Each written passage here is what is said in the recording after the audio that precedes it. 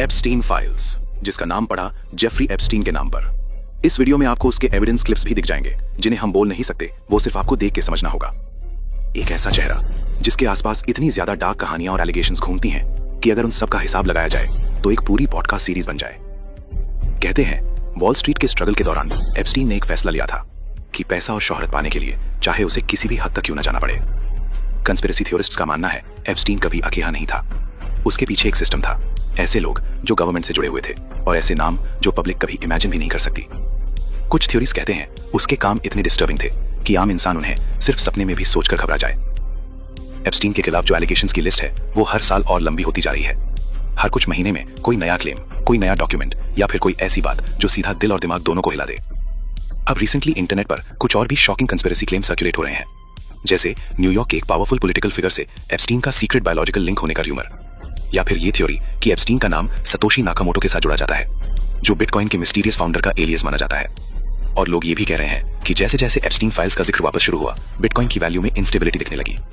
कुछ leaked discussions और allegations में ये भी कहा जाता है कि एप्स्टीन की लैविश गैदरिंग्स में सिर्फ एलीट लोग ही नहीं होते थे, बल्कि वहां एक कंप्लीट पावर इंबैलेंस सिस्टम चलता था, जहां लोग ऑब्जेक्ट्स की तरह ट्रीट किए जाने के क्लेम्स मिलते हैं। ये कहना गलत होगा कि हम एग्जैक्ट सच जानते हैं, लेकिन एप्स्टीन फाइल्स के फ्रैगमेंट्स ये जरूर दिखाते हैं कि कुछ चीजें इतनी डार्क हैं कि उन्हें आज भी पूरी तरह पब्लिक नहीं किया गया।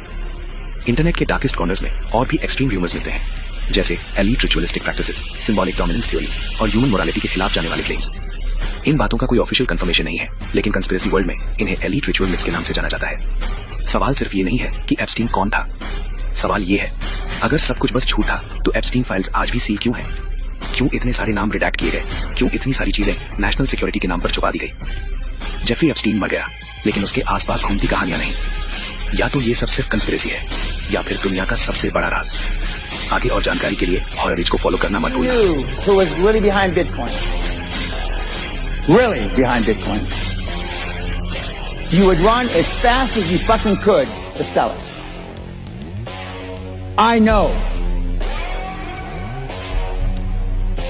100%.